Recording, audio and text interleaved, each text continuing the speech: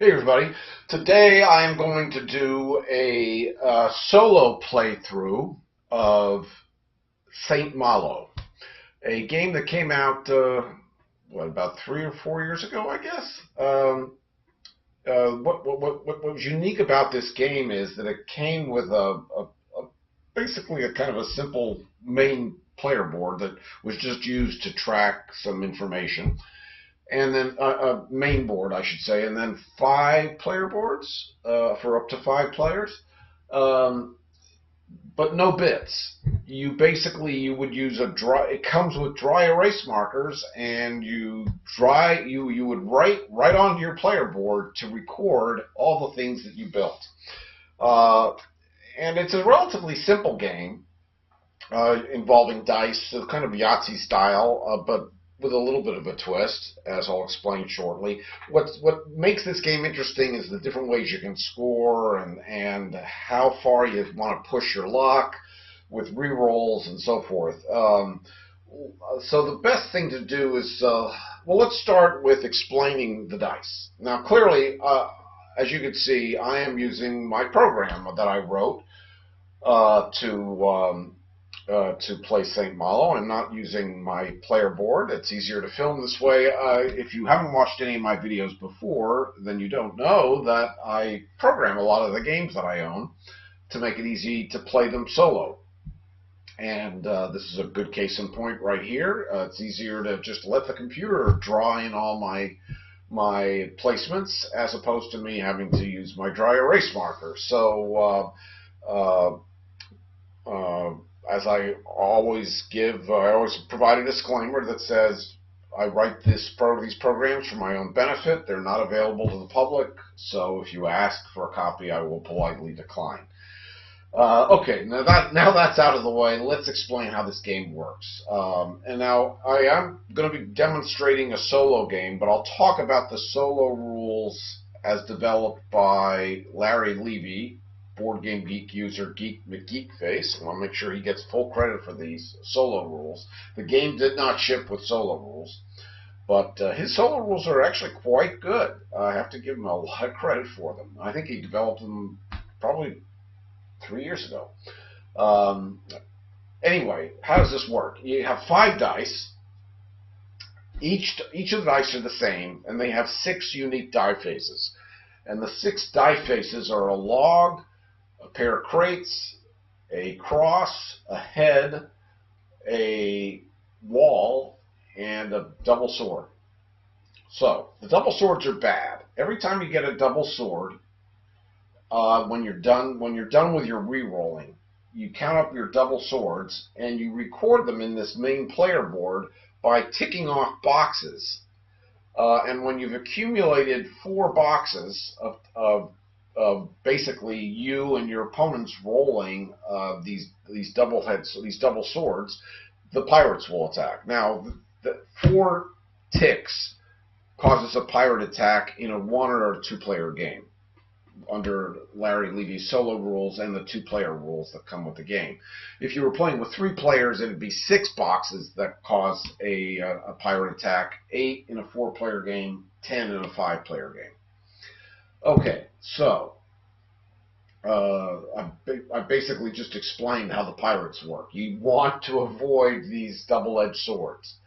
Again, for everyone that rolls, when you're ready to score your dice, and you're done re-rolling, you cause a tick in this box, and in a 2 or 1-player game, after 4 ticks, the pirates attack with strength 1.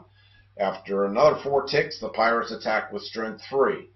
Third attack is 6, then 8, then strength 10, then strength 12. And chances, if you do get any more double-edged swords, you don't have to check any more boxes, but it's unlikely you'll ever get to that point, because the game will probably ended by then. Okay, so now let me explain how scoring works and how all these die faces work, and how you. So basically, you roll your 3 dice to start your turn, your 5 dice to start your turn, and then you can lock in 1 or more of those dice, or 0 or more of those dice. So basically, you set those dice aside, and then you re-roll the dice that are left. That's now your second roll.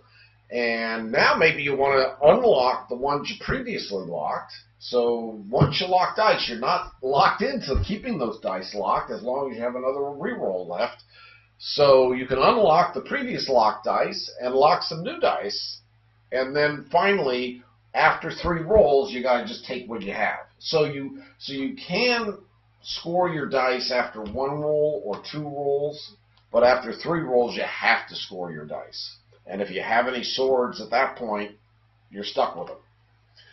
Now, how do you score your dice? And I'm using the term score your dice because that's what they call it in the rule book, but it's not necessarily scoring points. It's just recording the effects of your dice. Well, basically, once you have a set of dice here, you're going to pick one type of die face, either logs, crates, crosses, heads, or walls, obviously based on what you're showing. And then you're only going to get the effect for that type of die face. So in other words, you can't say, well, I got some logs and I got some crates, so I'm going to score both of those. You can't. You pick one type of die face and you score it. So let's say I rolled 3 logs and 2 of something else, maybe a crate and a cross. If I wanted to go with those 3 logs, then I would pay a flat rate of $2, and I would take delivery of 3 logs. So logs are pretty simple. Nothing affects your player board here. All you have to do is record that you've gotten 3 logs and you've paid $2. Now, you start with $3, and you can see that they have pre-drawn in 3 coins here. And you start with 2 logs, and they've drawn in 2 logs, but you can't see it because my pirate section here is covering it up. But as you spend as you take delivery on more logs, you just draw in more logs and you cross out your money. And when you spend logs, you cross out your logs, and possibly you have to draw some more in later. So logs are simple, and you spend a flat rate of $2. You take delivery of however many logs you rolled. Okay. What if you roll crates and you decide to score crates? Well, let's say I rolled 4 crates. Now, you normally would record or score all of the crates that you roll, but there might be situations later in the game that you want to conserve space, because remember, the game ends in the round in which the first player fills his player board. And sometimes toward the end of the game, you got to pick and choose exactly what you want to put in any particular space of your player board, because you can potentially end the game, and whoever has the most points wins. And you may want to wait a turn or 2 if you can possibly fill that last space or 2 with something better that'll score you more points, particularly if obviously your opponents are not quite ready to end the game. All right, so 4 crates. Crates, you have to put, the first one can go anywhere. So I could put, let's say, a crate right here. Okay? The next one has to be orthogonally adjacent to that first crate. So it has to be here, here, here, here. And let's say I put it here. And then the next one has to be orthogonally adjacent to any of those, and the next one has to be orthogonally adjacent to any of those 3. So you can see I'm creating a ring of crates, because of the way this works is, if you place a certain type of person in the middle, you're going to get a lot of money, because they're adjacent to the maximum number of crates. But I'm getting ahead of myself. I've just explained crates. We'll talk about actually scoring some points from those crates later. Well, not points, money. Okay, we'll talk about crosses now. Crosses allow you to build 5 different kinds of churches: a level 1, 2, 3, 4, or a level 5 church. If I have 5 crosses, I can build any kind of church. But if I roll 3 crosses, I can only build a level 1, 2, or a 3 church. And the way churches score at the end of the game. And if you have a single level 1 church, you're going to get a point from it. But if you have a single level 1 and a single level 2 church, you're going to get 4 points.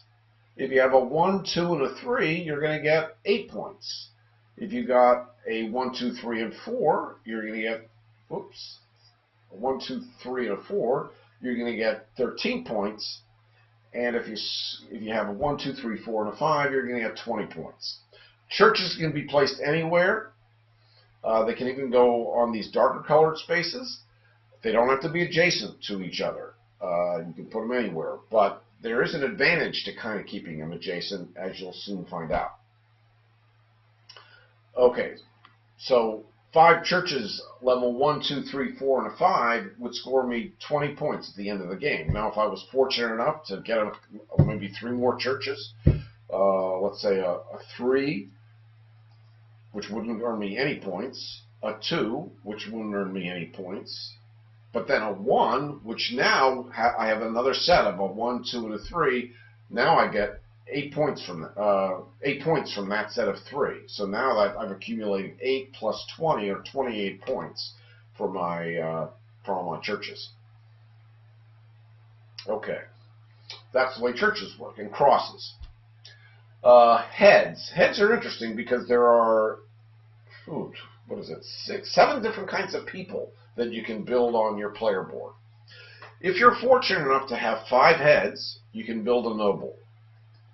A noble, which is recorded by an N, gets you 7 points, flat out.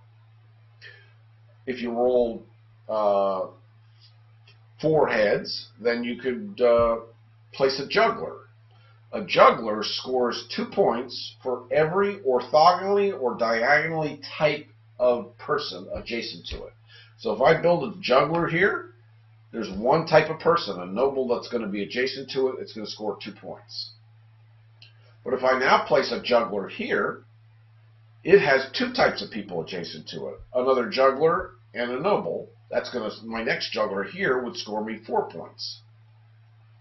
If I placed another juggler here, it's still only adjacent to 2 kinds of people, it's going to score 4 points. So that's the way jugglers work.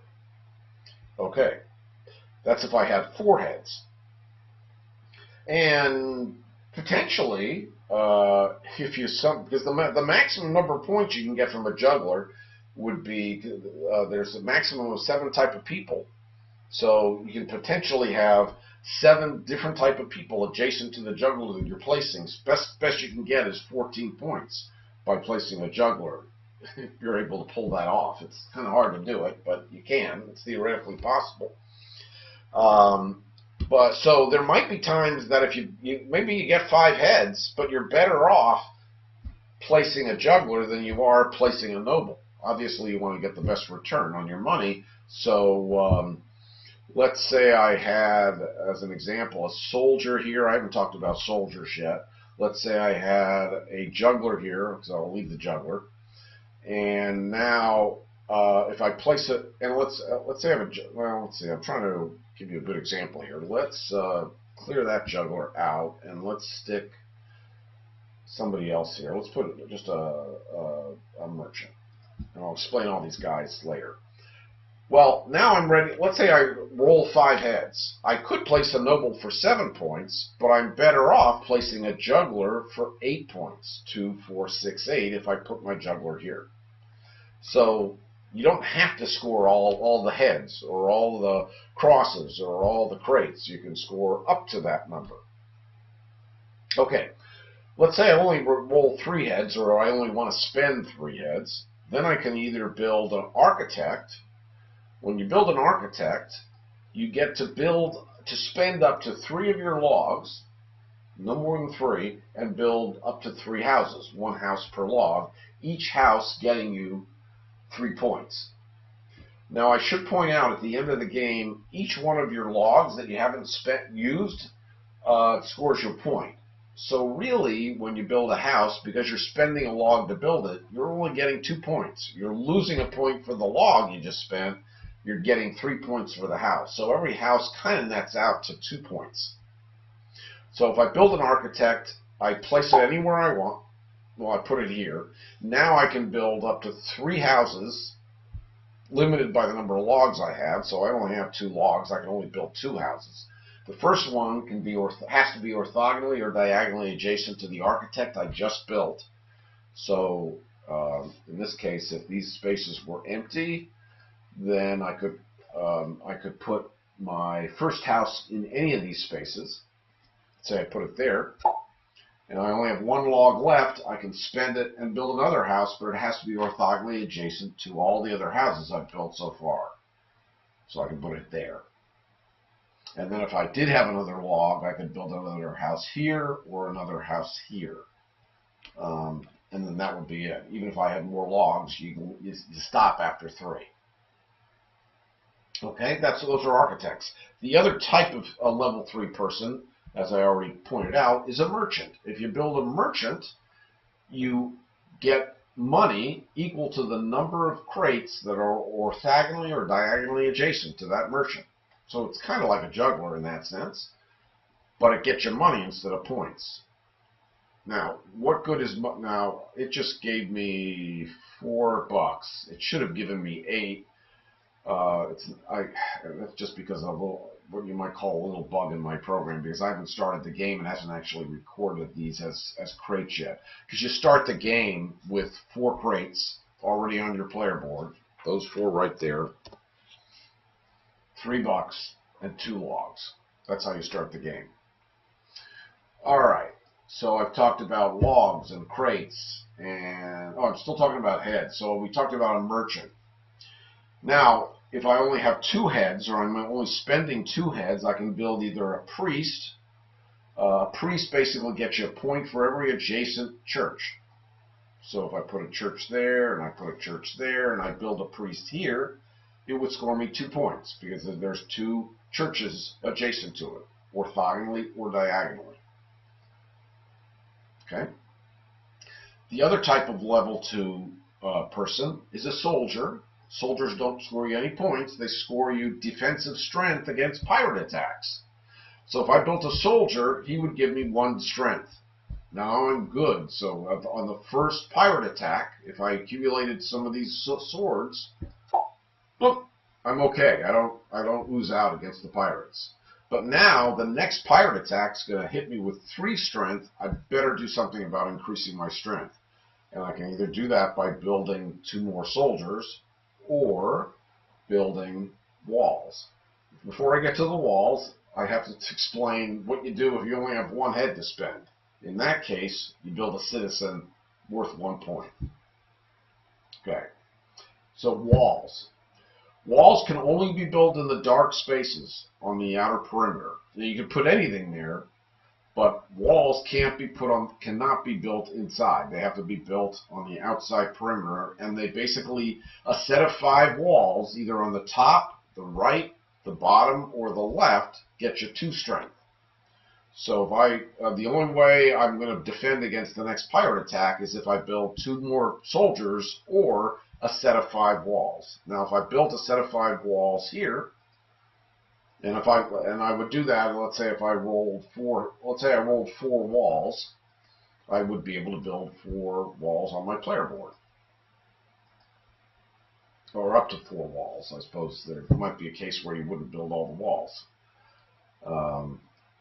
but those 4 walls get built, but I don't have any new strength. I won't get those 2 strength until I build that last wall here. And when I do, I'll get 2 strength and a bonus for having these 5 walls. And the bonus I get, in this case, is 2 coins. Building 5 walls here gets me 2 strength and $2. Building 5 walls here gets me 2 strength and $2. Building 5 walls here gets me 2 strength and 3 points. And finally, building 5 walls here gets me 2 strength and the option to place a free level 1, 2, or 3 person. That means I can place a citizen, a soldier, a priest, a merchant, or an architect. But I wouldn't be able to place a bonus juggler or a bonus noble, because those are 4 heads and 5 heads respectively. Okay, at the end of the game, if you were able to complete your entire player board, you get a bonus score, set of points, 5 points for completing your player board. At the end of the game, that's when you score your churches, your sets of churches that you've finally completed. And you score a point for every log you have left over. You score a point for every $2 you have left over. And you lose 5 points for every battle you lost against the pirates. So that hurts. You don't want to lose battles against the pirates. You got to keep your defensive strength up. Doesn't score you points, but it saves you from losing points. Now, how does the solo game, Larry Levy's Geek McGeekface's solo rules work? Well, you're basically playing against a pseudo second player. So you play it as if you're playing a 2-player game, whereas 4 ticks causes a pirate attack.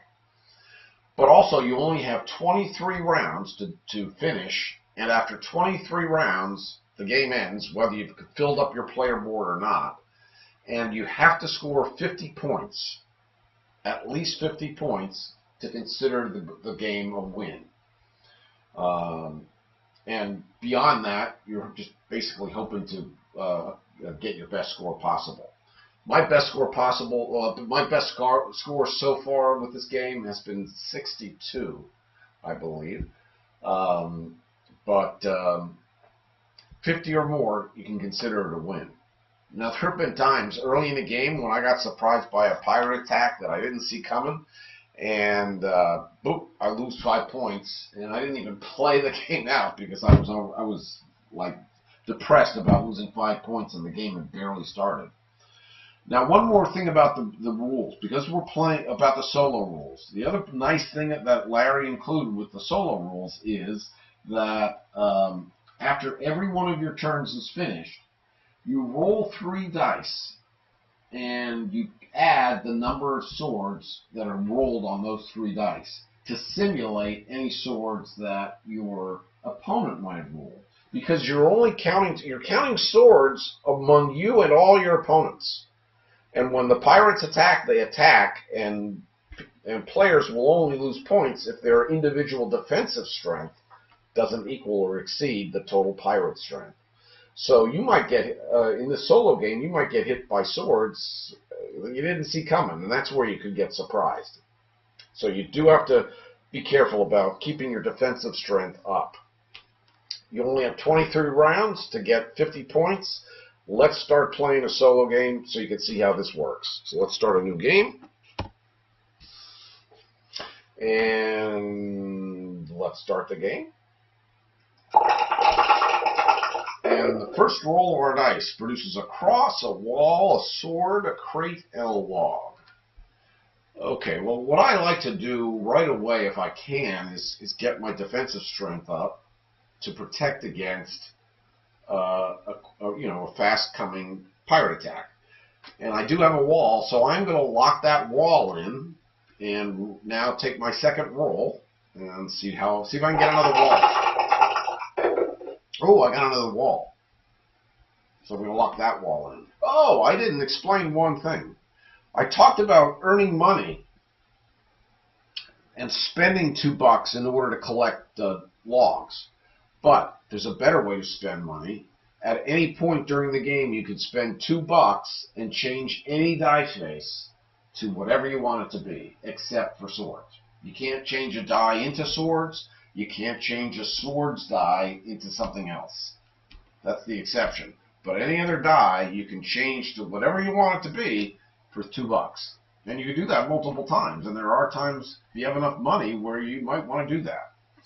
But it's early in the game, and I only have $3 to my name. And that's interesting. I have a bug in my program here. It is not showing me that I have 3 points. That's a bug. If I quit, as soon as I score some points, it'll fix itself. I have to fix that bug, though. I do start the game with 3 points because I have 2 logs, and I have $3, which is worth a point. Remember, you only get a point for every 2 of your. You know what? Let me quit and start so you can see this, so I can fix that. So 1 second, I'm going to quit the game and restart. Voila. Okay, so there's my 3 points. 1 point for having $3, 2 points for having 2 logs. Okay, it's round 23, And I've got 2 walls to my name, 2 rolls behind me. I can roll one more time. I'm going to keep those 2 walls locked in and roll a 3rd time, my last time. No more walls.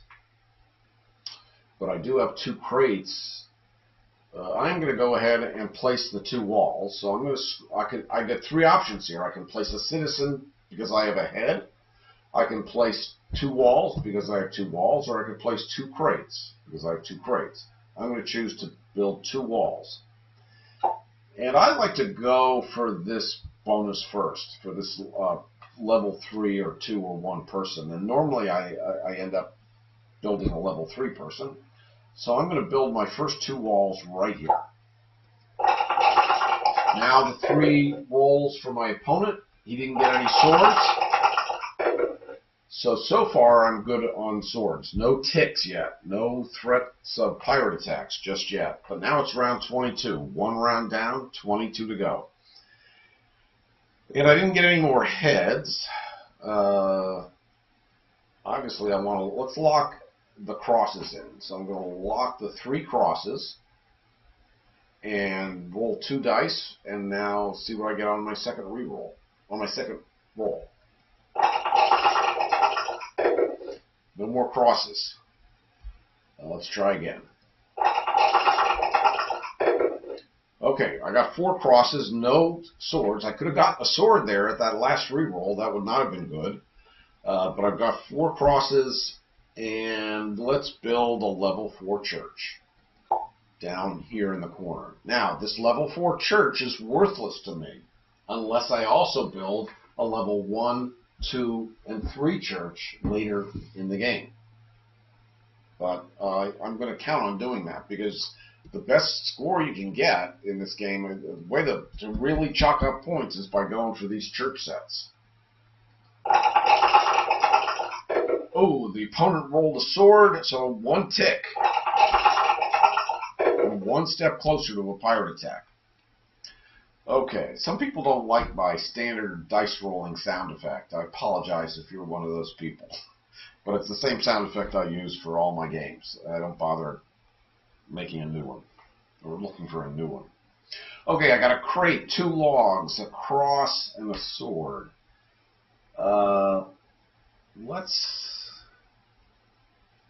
I'm tempted to either lock in the 2 logs right now, or the crate. I think I'm going to lock the crate in and hope I can get some more crates so I can get some more money, because I like to have lots of money so I can change lots of die faces. So we're going to lock the crate.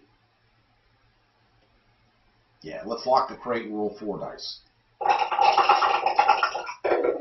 Got another crate. Okay, we'll lock that crate in and roll for 3 dice. This is my last roll.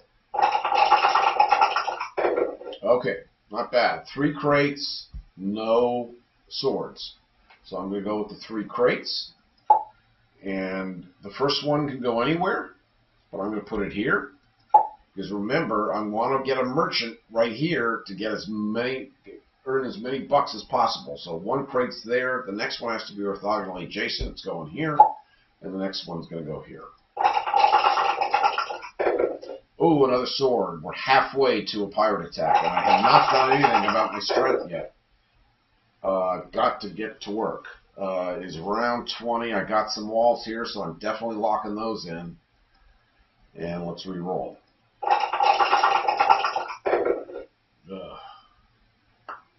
Pair of crates, pair of walls, and a log.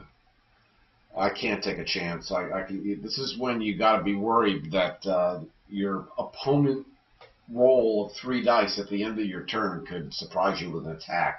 I've got to get a 3rd wall here, so I'm going to I'm going to roll 1 last time, hope for a 3rd wall. Damn, I didn't get it. I think we're going to spend 2 of my $3 and build another wall, so I don't have to worry about a pirate attack. So let's change one of these logs into a wall, and that cost me $2.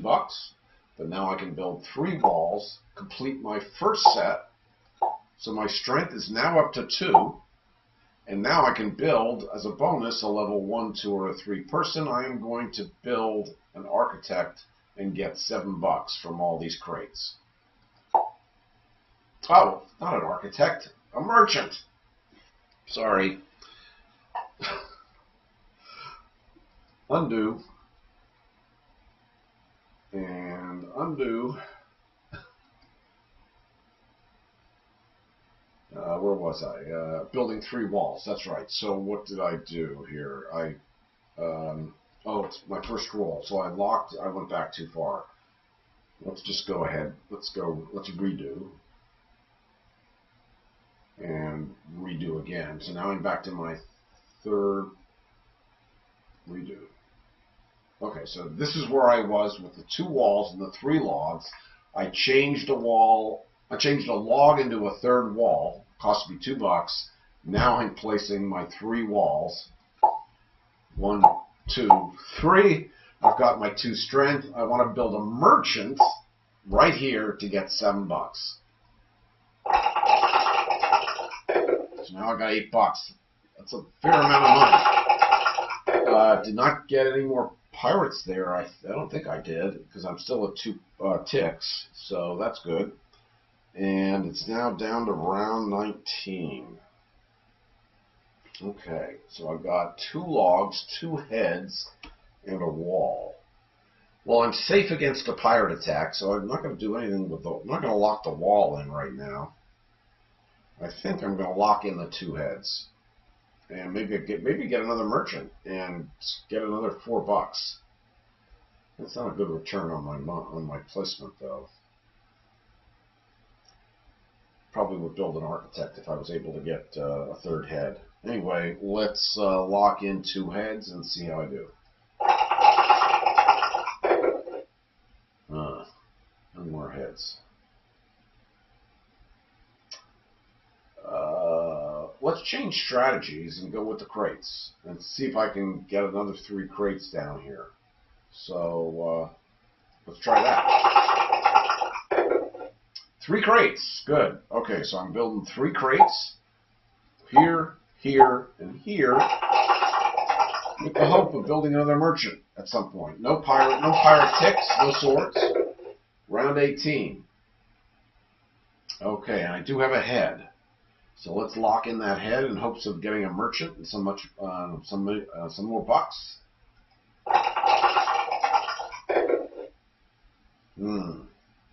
2 crosses. Oh boy, this is a little tricky here. Well, I'm safe against pirates, so let's unlock the head. Let's lock in the 2 crosses and hope for another cross. Didn't get a 3rd cross. But I'm not going to spend my money for a 3rd cross. I'm just going to build a level 2 church. So I'm going to select the church option and put a level 2 church. Doesn't really matter. I'm going to kind of keep them adjacent in case I ever build a priest. So I'll put it there. No pirates, no swords. Round 17, I got a couple logs, a couple walls, and a head. Well, if I'm going to go with an architect somewhere here, I'm going to want more than 2 logs. I'm going to want to build the maximum number of houses possible. So I think I'm going to lock in the logs and hope for some more. Ooh, got a 3rd log. Let's try for some more. I want to get rid of that. I did get rid of it, but I didn't get any more logs. But that's not a bad return for $2. So I'll take 3 logs for $2. No swords. I got 5 logs, $6 now. It's round 16. I only have, well, I have no current victory points, but as of if the game ended right now, I would have 8 points from 5 logs and half of my money. But obviously, this is what we want to be 50 or more. Normally, this isn't calculated until the end of the game. I haven't scored any current VP yet. Okay, I got a couple crates and a head and a wall. Well, we want that merchant or an architect, so let's go with the head and see what I do. Damn. Okay. This is not good. Not having at least two of something is not good. I think I'll lock the head and the cross and hope for some more crosses or some more heads. Last roll. Two crosses and two walls. Maybe I build two walls instead of two crosses. I'm okay strength-wise. I don't have to worry. But I don't need a level 2 church. At most, I would need a level 1 church from these crosses. It's kind of wasted the crosses. I think I'm going to go with the walls. I'm going to build 2 more walls. And let's go for points this time. So let's put these 2 walls down on this row. Nope, no swords. Round 15. 15 rounds left. 3 crosses. That's good. I guess we want to lock those in. And hope for 2 more crosses, because I don't need a level 4 church. I need a level 3 or 5 church. 5 would be nice if I can get it. Nada. Well, let's try again. Ooh, 4 crosses. And I got $6. It's worth changing this wall to a cross, I think. Yeah. Let's change the wall to a cross. It cost me $2. I'm down to $4.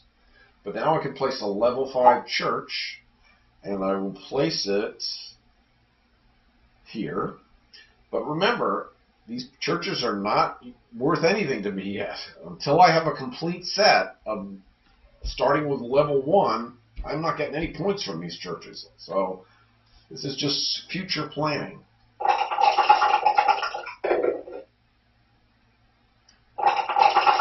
Okay, no crosses. That's good. And it is round 14. And I got 2. I don't need more logs. Let's lock in a head. Let's lock in a cross.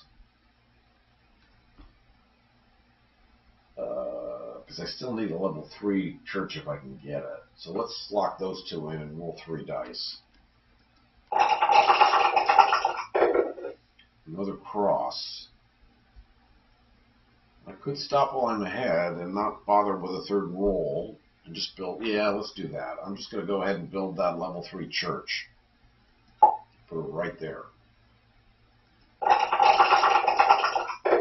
Ooh, another sword tick.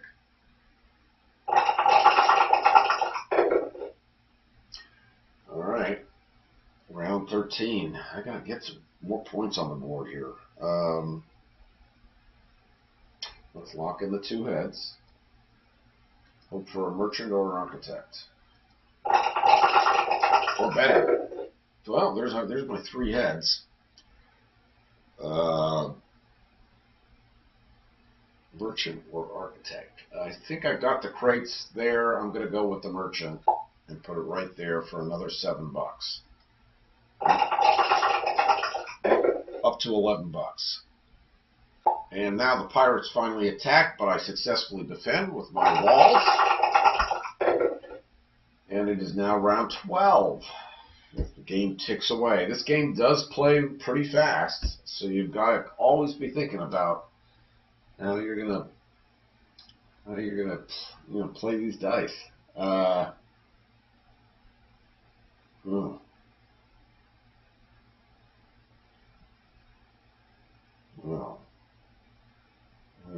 this is not good. I got 2 crosses. Unless I get maybe a level 1 church.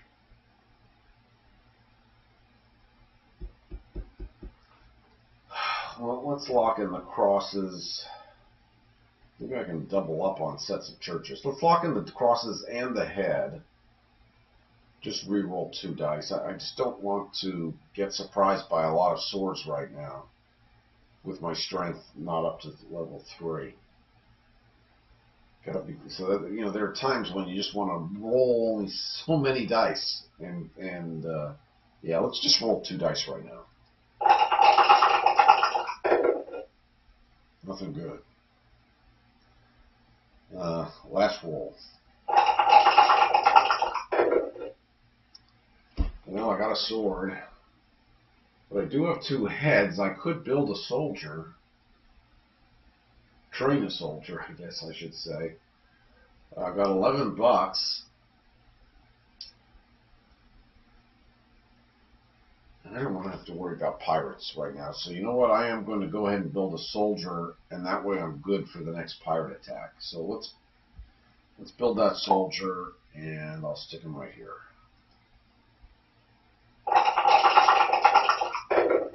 Another sword. Halfway to the next attack, but I'm okay. And it's now round 11. Let's definitely lock in the 2 heads.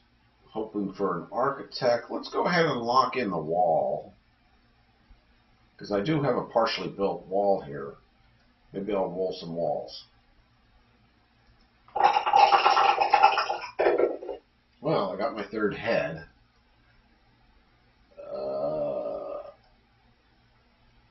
Maybe I should just stop with wall in the head. I think that's what I'll do. Let's go ahead and build that architect.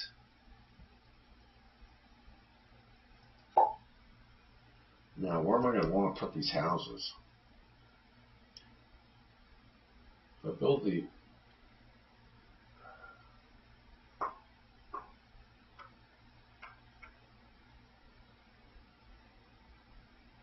I probably should have put the soldier up in the corner. It may not have been a good place for it. I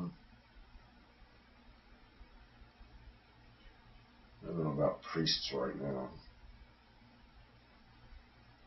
Alright, let's just stick the architect here. Not worry about a priest for the moment. And that will allow me to stick all my houses right here. 1 house, 2nd house, 3rd house.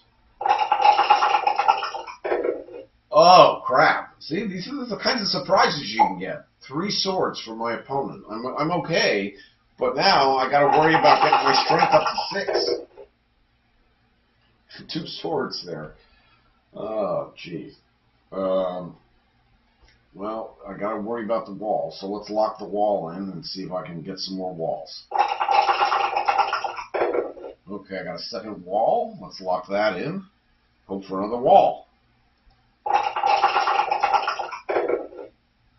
Didn't get it.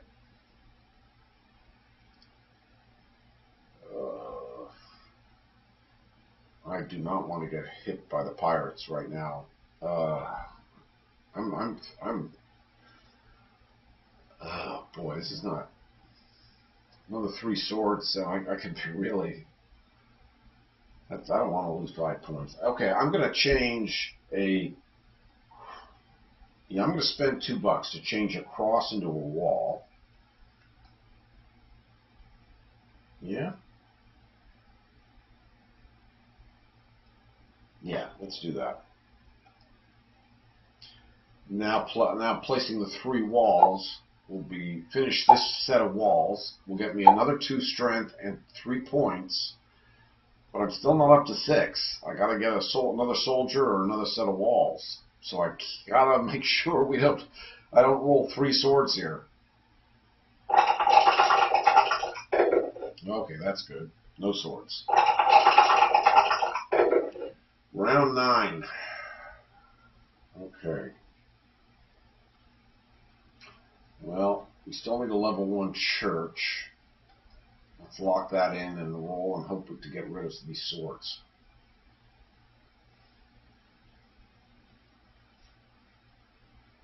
Yeah.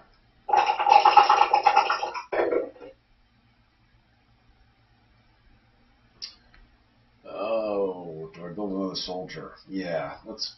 I don't like having to worry about attacks. So let's build a soldier, and I'll stick him up here in the corner. Oh, 2 more swords. No attack, but now I'm okay. My strength is at 6. The next pirate attack's going to be at 6.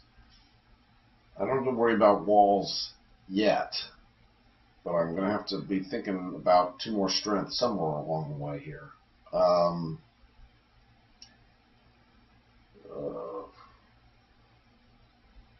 Gotta get that church built too. Do I take the sword for the church? Will not bother re-rolling. Yeah, what the heck. Let's play dangerously here. Let's build a level 1 church. And I'll put it, I guess, right here. So that will get me 20 points at the end of the game. It'll put my score at 38. But now the pirates attack. I'm okay. I got to think about building some more walls. Oh, jeez. I definitely have to think about building some more walls. Oh, boy. I didn't... I'm halfway to attack here. And I didn't get any walls at all. Oh, boy. Well, let's guarantee at least 1 wall. So I got $9. Let's change one of these to a wall and roll the other 4 dice and see how I do. Okay, I got a second wall.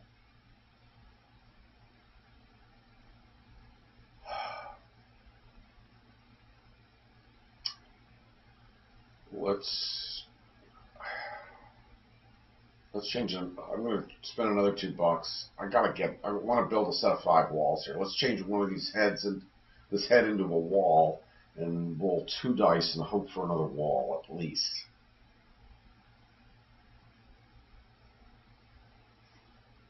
Come on. Wall. No wall. I can afford to build. Yeah, let's do it. I don't want to have to worry about an attack. So let's change this to a wall. We'll change this to a wall. I'm down to a single buck. I can't change any more dice at the moment. But I can build another set of walls, which will get me 2 more bucks. So we'll put them right here. Bonus is $2. And another sword tick. So I'm safe. Safe for the moment. But I only have 6 rounds to go. And I need 15 points.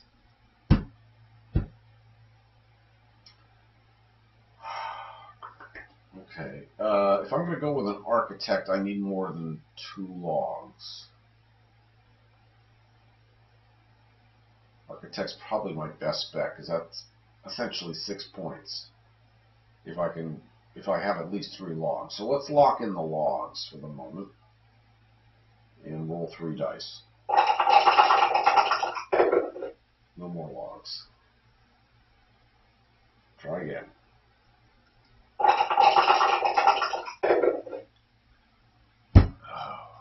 Not what I was hoping for. But at least I just want at least 3 logs to my name, so I've $2 for a delivery of 2 logs is a lousy return. But I don't think I have much of a choice. This is not a good roll. Let's go with the 2 logs.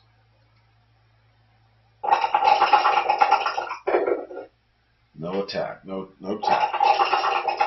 But it's my last 5 rounds here. I need 14 points.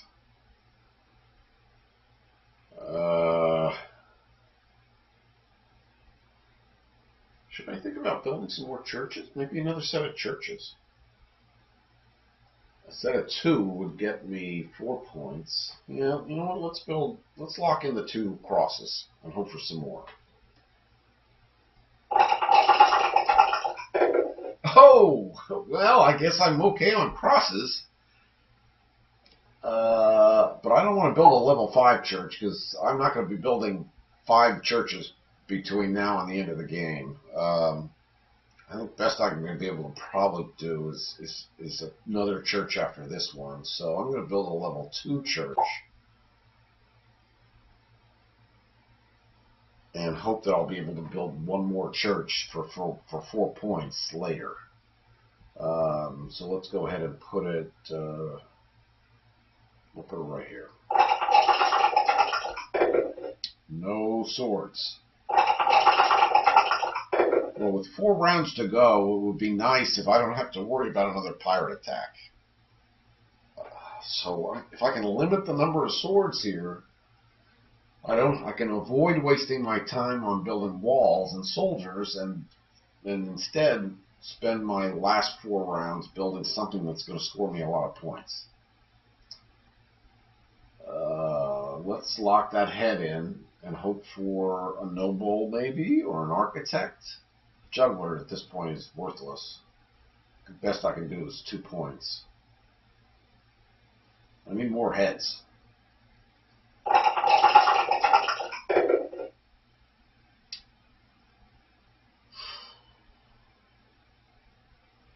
Got 2 swords there. Let's lock in the cross and the head. Let's just roll 3 dice. This is where I get nervous. The more dice you roll, the more the chance of getting swords. And I don't want to have to waste a turn on building walls.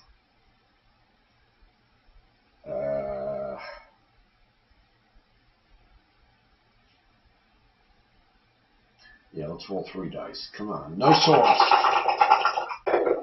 Oof, got a sword. I can build a priest. That's worth 3 points.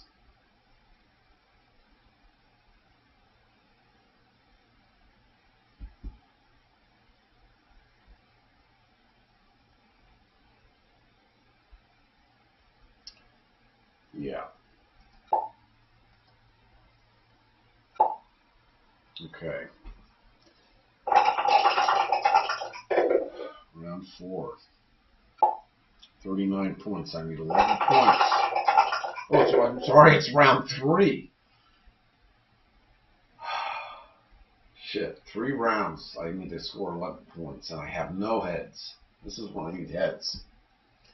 And I don't have any money either. And I would like to fill these 5 spaces. That means an architect. That's the way to fill up lots of spaces, because it's an architect and a bunch of houses. But I have no heads. I do need a cross to make this church worthwhile. Let's lock the cross in and hope for some heads. Only got 1 head. Okay, let's lock the head in. Oh man. Should I unlock the cross? Oh, I can't afford to get 4 swords here. I can't afford to get 3 swords here. Let's lock the... This game can get on your nerves. Let's just roll 3 dice. Come on. Give me a head. Okay, well, 2 heads and another cross. Well, I guess I'm going to build out a level 1 church.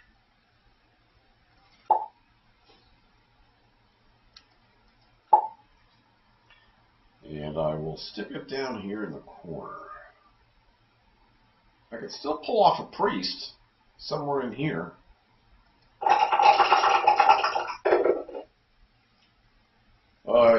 A sword. 2 rounds and 3 swords left to another attack. And I need 7 points to pull off a win. And I have no heads. But I could try for a level 3 church and turn these 4 points into 8. Let's try that. Let's lock the crosses in. Get rid of those swords. Come on. Well, I got 3 crosses and no swords. Do I build that? Well, I'm going to build that level 3 church.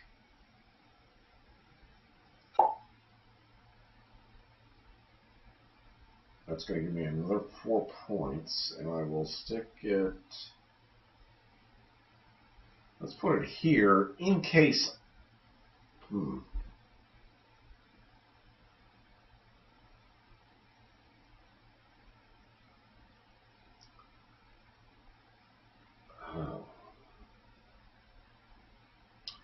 But if I go for an architect, I've got to keep a bunch of space. I got to put it down here, and possibly build an architect in 2 houses up in here.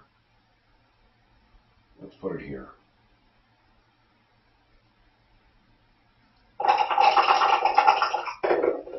Last round, I need 3 points. I didn't get any swords, so that's good. I gotta keep the swords at bay and muster 3 points. Well, I'm 2 heads close to an architect. So let's lock in the heads and roll a second time. Oh, okay, so there's my 3rd head. An architect in 2 houses will guarantee a win. I think that's going to be it has to be the best I can do. I can try for more heads, but I would need to get 2 more heads. I can't afford to change a die face. So I can only do better by getting a noble, but I would need 2 heads in 1 roll. I don't think the odds are good. So let's go with the architect. I will put it here. I will build a house here, build a house here, and I got 56 points. Okay, so I got 21 points from building my priest. This priest got me 3 points, and then I had 1, 2, 3, 4, 5 houses. That was 8 points, and where did all the other points come from? Wait a minute. Oh, I'm sorry. 5 houses is 15 points. The priest was 3. That's 18. Where did the other 3 points come from? 1, 2, 3, 4, 5 houses, and a priest worth 3.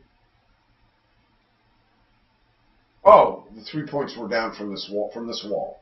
So that's where the 21 points came from.